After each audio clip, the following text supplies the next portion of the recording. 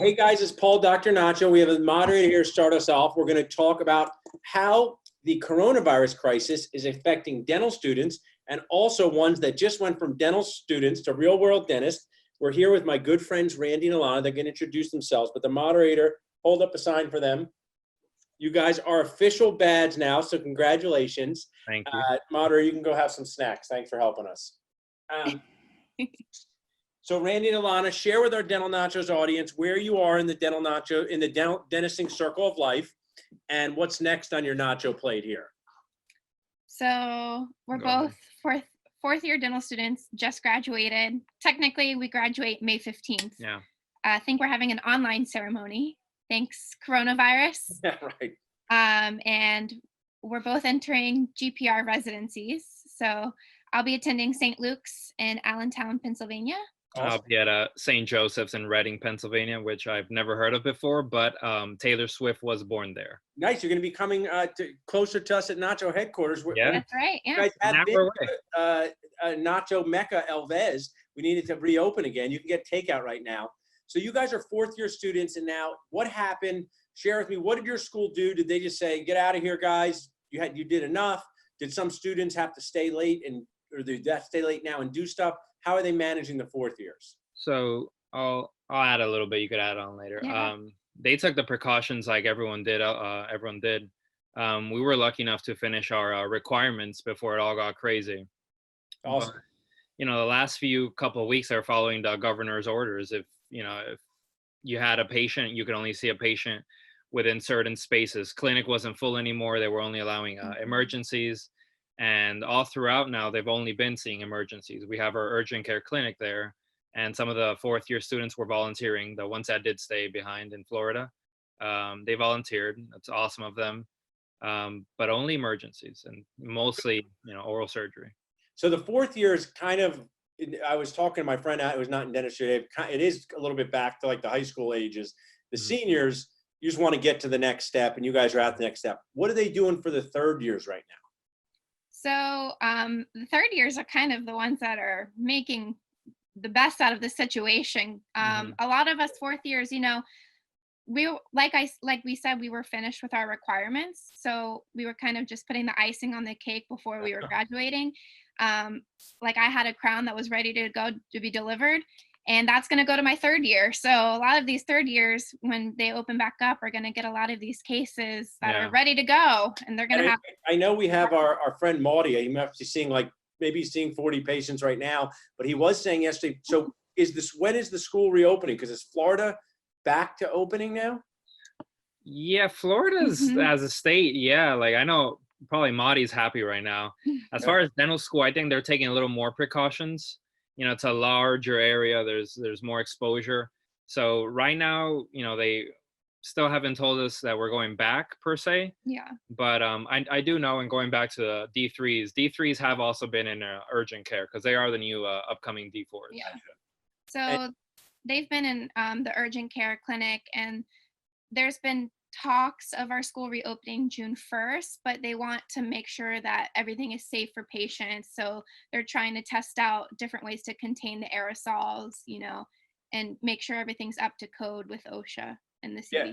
I mean, I think what I would share as a medium-aged dentist practice owner, I have my sign here usually, which is appropriately in red, the sign for MAD. I don't know if you guys watch this show, Inside Out, where it has the this movie with the expressions.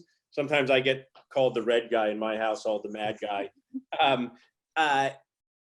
We haven't faced something like this exactly in dentistry, so it's confusing, and it's okay to feel confused as to what we need to do to reopen in a way that's as safe as possible. What I would share is a lot of times in my experience, dentists are worried about the thing they shouldn't be as worried about and totally missing the thing that's going to be more worrisome.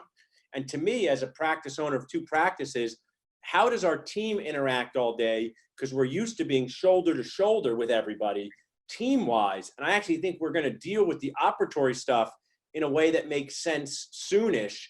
But how many people can we fit into an office? That remains to be seen. Yeah, and I think that's kind of the thing our school is talking about, because, we normally have 200 people on the clinic floor to an operatory. So I think that's kind of the thing they're trying to figure out. So And I think also, it'll be a while before they open up again. I was saying that this morning to someone, when someone had the flu in my dental office, no one really thought there was going to be some major health crisis, but we thought there was going to be a major productivity crisis if too many people got the flu at the same time. So, we would push people out the door, go home. There's always like, team members, some want to come in no matter what, like, no matter how sick they are. Other ones want to stay home if they have the sniffles. It's hard to manage this. And I just think that part, to me, as a practice owner of many team members, and you'll see is in your residency, and same with the dental school, I would like if they gave us some more guidance on that as to what would make sense with our team as opposed to the patients, because patients are going to come in and out. Maybe we can socially distance them, but it's hard to be, most dental offices are super small. So we got the fourth years, third years. How about D1 and D2s? What's their scenario? I think they're pretty much in paradise. They got to stay home and take classes online. I would have enjoyed that. Yeah.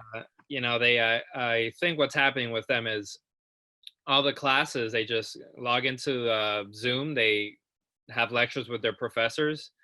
I don't know how the exams are because, who's to say you're not going to have someone helping or whatever? I don't know. But I know the school is smart enough to find a solution around that.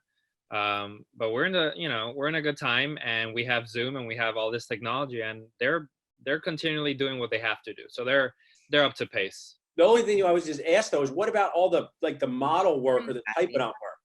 Yeah, I think I'm sure from what I've heard, I haven't been in contact with a lot of D1s and D2s, but from what I've heard around the grapevine is they'll probably phase in like a half of the class go in at sim lab at one time, and then the other half go in at another time, so they can keep that social distancing up and kind of playing catch up through the summer.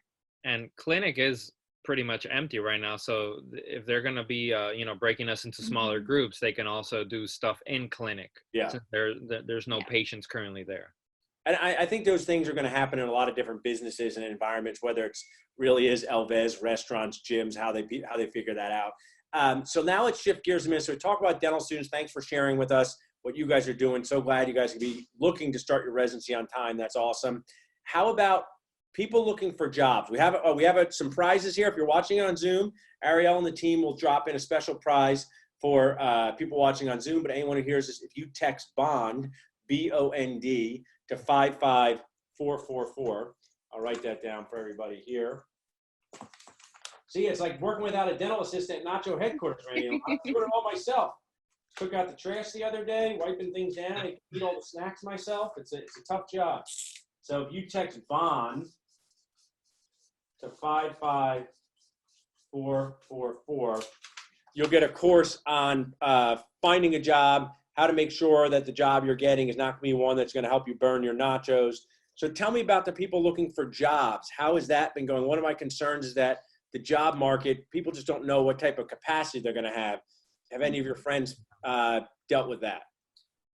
Yeah, actually, we have friends that they signed contracts before it all went down, and that's awesome.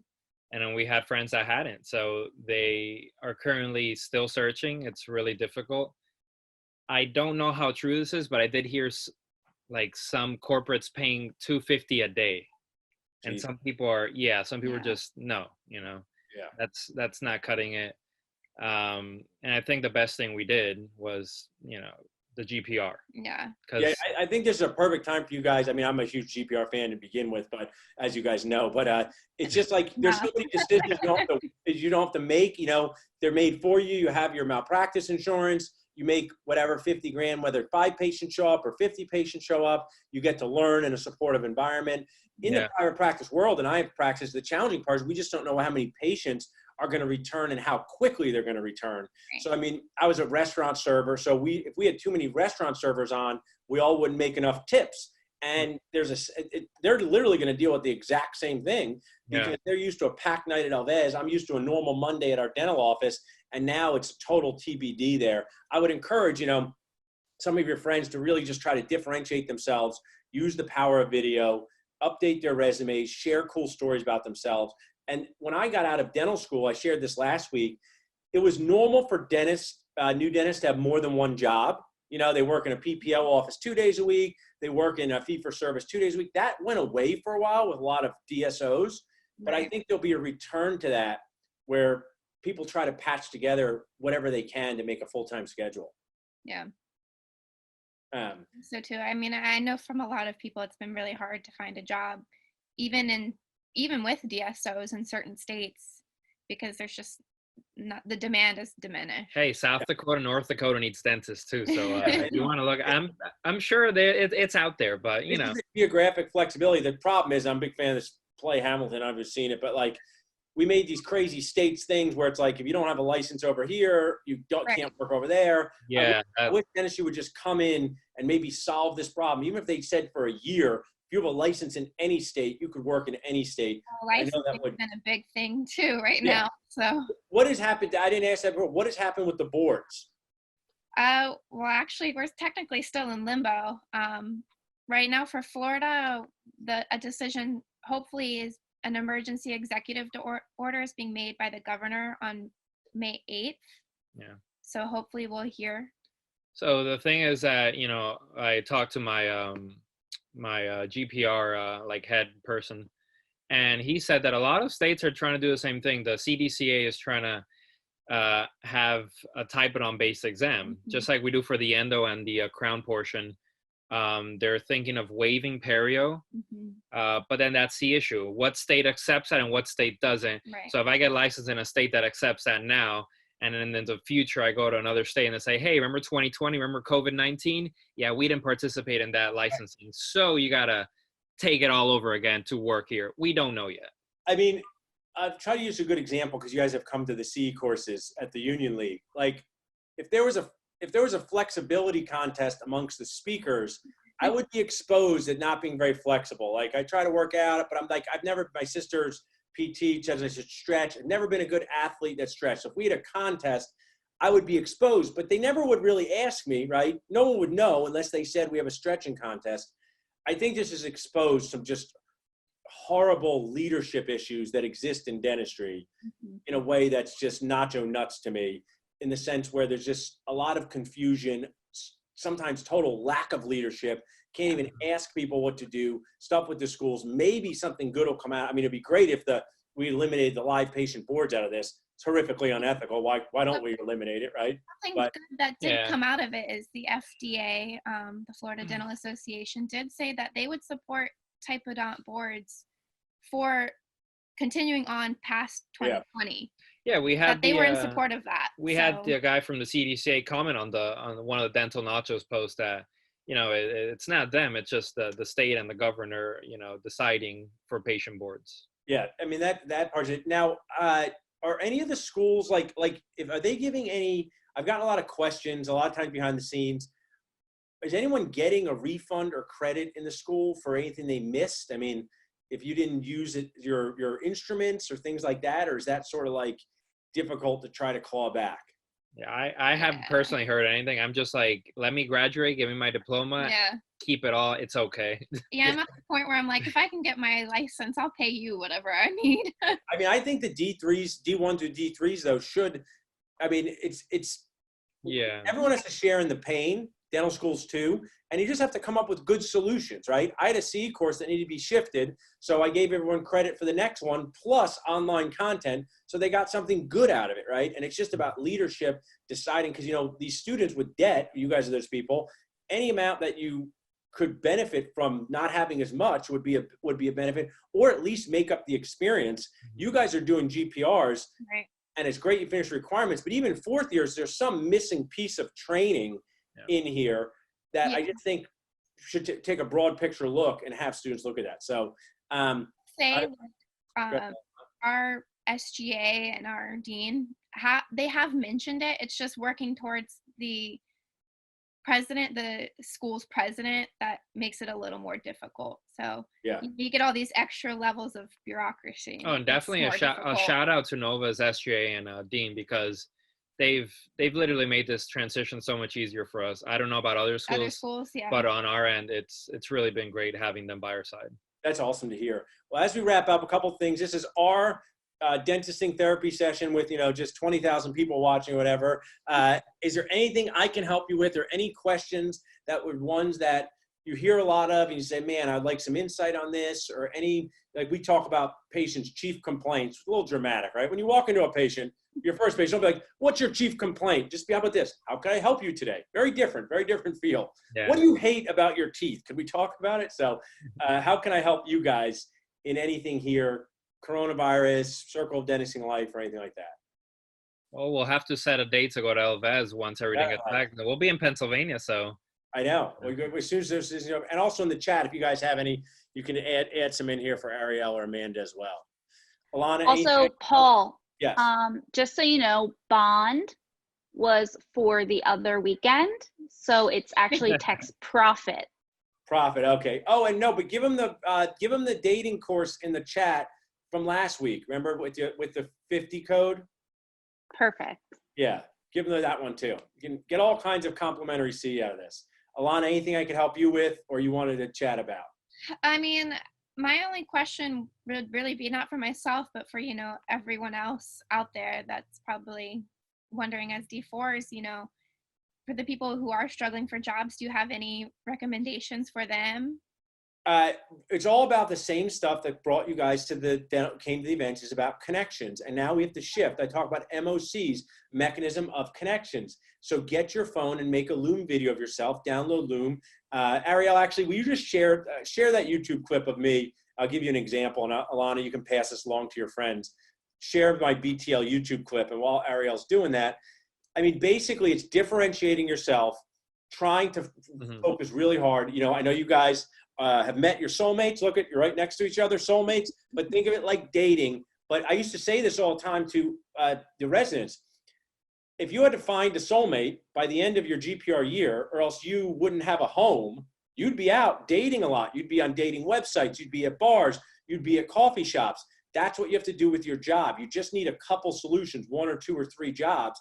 But dentists get very, very discouraged easily, because it's not like etch, bond, billing stays in. It's like, try your best to connect. And now we don't have face-to-face. So I've given advice of calling all the dentists in the area where you want to work. Don't say, will you hire me? Aggressive. Say, I'd love to learn about dentistry in this area. My name's Dr. Alana Port. I'd love to just learn about dentistry. Could I talk to the owner of the office? A lot of dentists are sitting home doing nothing. They would talk to you. And it's all, this is the dating thing. Maybe people come up to you guys and say, oh, okay, you're off the market. But maybe you have a friend who's looking to meet someone. So if you met a nice guy or girl, you'd be willing to introduce them to another nice guy or girl. That's how this world works. Yeah. So use video, update your resume, get your face out there as much as possible, which right now is really through video. Can we watch that, Ariel? Or you want me to do it? Yeah, I have it. My computer's just being a little slow, so just waiting for it to I might be able to do load. Mine. Tell people to do this, Alana and Randy. They'll thank you for it later. You guys should do it too. Oh, Paul, I have it. All right, cool. I'll unshare.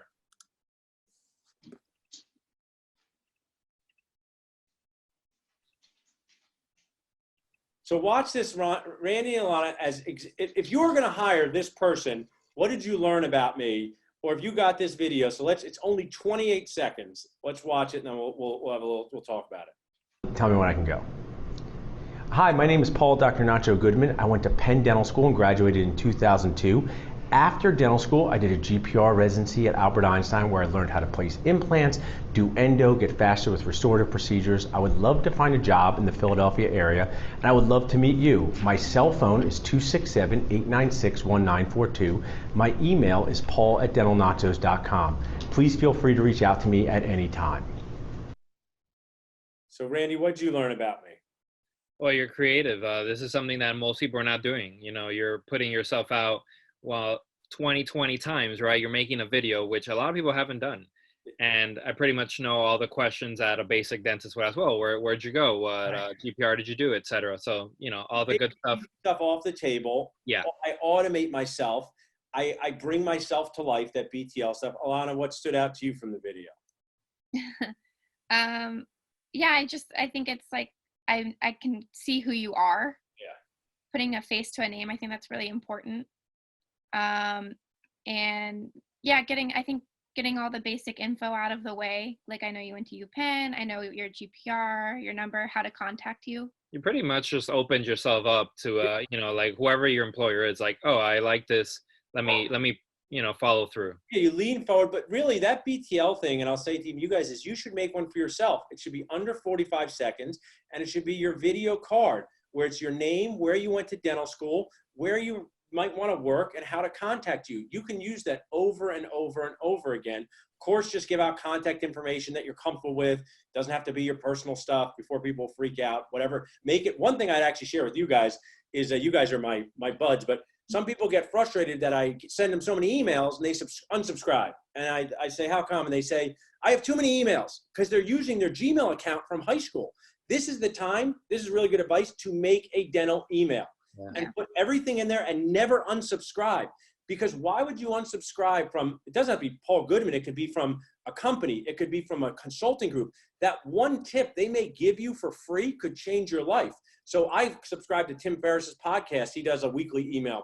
So this is a really good tip. Make a new email for yourselves that's related to your professional life, that you don't unsubscribe out of annoyance. Let's unsubscribe from Bed Bath & Beyond. Unsubscribe. It's funny. People unsubscribe from my email. They're like, did you unsubscribe from Bed Bath & Beyond? No, I need the coupon.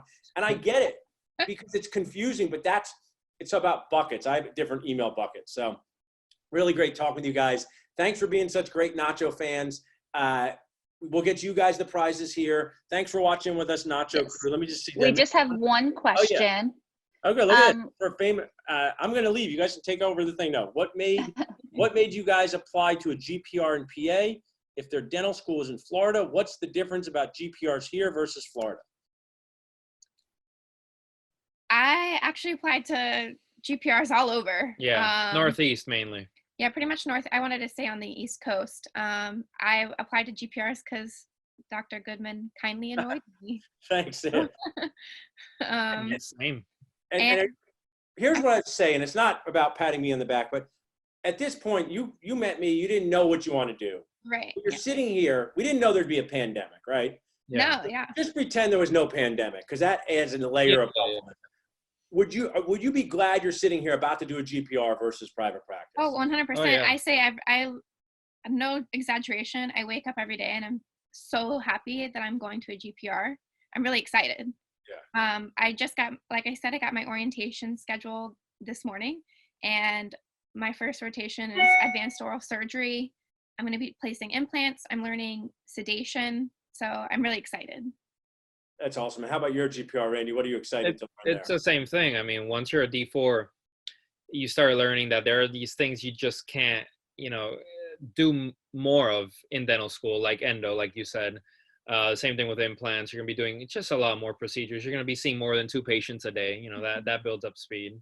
And also, I'll use my example. So if you're watching this thinking, I don't know if I want to do a GPR, not worth it for next year, blah, blah, a couple things. One, you got your whole life to be in private practice. It's a long life, right? 1 year goes by quickly. 2, try to find someone that's done a GPR AGD and regretted it. Very difficult to do. Yeah. 3, I'll use an example because I need a haircut. So does Randy. We're very into our hair. But I'm going to use the example, but it tends to fit more with females because you have fancier hair, but going to fit with me too. If I went to my barber or hair salon and Randy was the eager new barber, I said, all right, I'll try this kid out. And you were cutting my hair. And this is the thought you guys have. It's so important. Your thought in your head when you're doing dentistry, which you keep in your head is, this is not going as well as I had hoped. Class 2, crown, extraction. And you say in your head, this is not going as well as I had hoped. I need some help. Then, Randy, you go and you get your experienced stylist, Dr. Alana. She comes and says, oh, good start, Randy, but you got to do this to Paul's hair. And then you finish up. And at the end, I get a great haircut. I lose confidence in you forever. And it stinks. Doctors, that doesn't happen with doctors. It happens with dentists because we're so weird. Patients are very emotional. When we had our second child, freaking 7 people were in the room, residents, chief residents, attending. And know what I think? I think I'm getting great care. Yeah. I think, oh man, look, the attending is showing this one.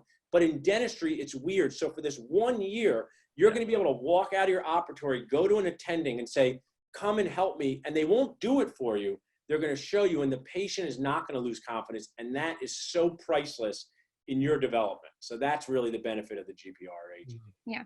And I know you know this, but for the people watching, like I originally didn't think I was going to do a GPR. So Actually, that's what I was saying. What is the thing that I said that made you want to do it? Was there any time throughout this process? I always love this decision-making chain. So you guys both didn't want to do it. What kind of shifted your thought process? As I continued through my D4 year, I realized there were a lot of things I wanted to do that my school just didn't have time to teach me. And then you're exactly right. There's very few people that have done them that are like, yeah, I hated it. It was a waste of time. Yeah. I mean, I'm sure there's one. There's always one. Yeah. But everyone that I've asked that has done one, they loved it. They felt it added to their able to produce. So I just saw it as an investment in myself, like Yeah. you told me back then. I felt weird going from dental school to work. Not that I couldn't manage it, but I wanted to learn a lot more procedures, do more comprehensive dentistry, refer out less.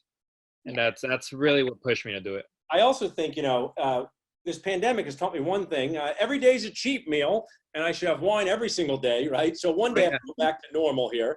But even if you have a lot of debt, this 1 year is not so critical. You get to have fun. You get to build yourself up.